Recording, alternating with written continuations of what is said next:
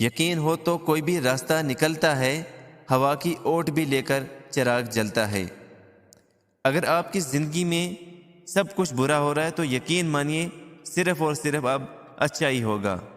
ایک بار ایک راجا نے اپنے وزیر کو بلا کر ایک روڈ کے بیچوں بیچ ایک بڑا سارا پتھر رکھوا دیا، اور راجا خود سڑک سے کچھ دور جا کے چھپ کر کھڑا ہو گیا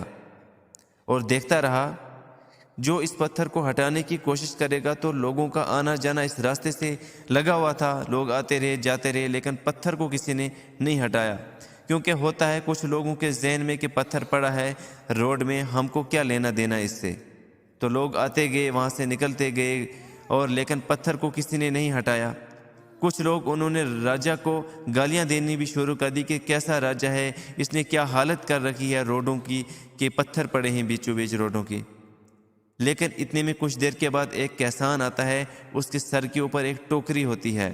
وہ ٹوکری لیے جیسے ہی آتا ہے تو وہ پتھر دیکھتا ہے روڈ کے بیچ، وہ اس ٹوکری کو اپنے سر سے نیچے اتار کے رکھتا ہے، اور یہ کسان اس پتھر کو دھکا دینا شروع کرتا ہے۔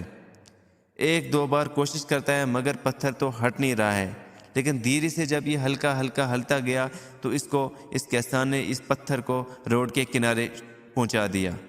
روڈ کے کنارے پہنچنے کے بعد یہ کسان جب پلٹتا ہے، پلٹنے کے بعد اس ٹوکری کی طرف جو اس نے رکھی تھی، لیکن اس سے پہلے اس کی نظر وہاں پڑتی ہے جہاں سے اس نے پتھر کو ہٹایا تھا، وہاں ایک تھیلی پڑی ہوئی ہے۔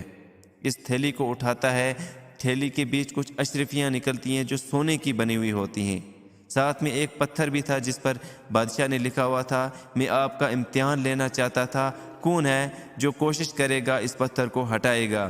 اس مصیبت کے پتھر کو ہٹا کر کامیابی کے نتیجے تک پہنچے گا۔ تو یہ کہانی ہمیں سکھاتی ہے اگر آپ کی زندگی میں بھی ایک پتھر رکھا ہے تو آپ بھی اسے ہٹانے کی کوشش کریں گے، بڑی اچھی بات ہے۔ اگر آپ کوشش نہیں کر رہے ہیں تو کوشش کرنا ضرور شروع کر دیجئے گا، آج نہیں تو کل، کل نہیں تو پرسوں ضرور آپ کی زندگی میں یہ پتھر ہٹے گا اور وہ ملے گا جو آپ چاہتے تھے۔ دکھائیے کچھ ایسا کر کے کہ دنیا آپ کے جیسا کرنا چاہیے۔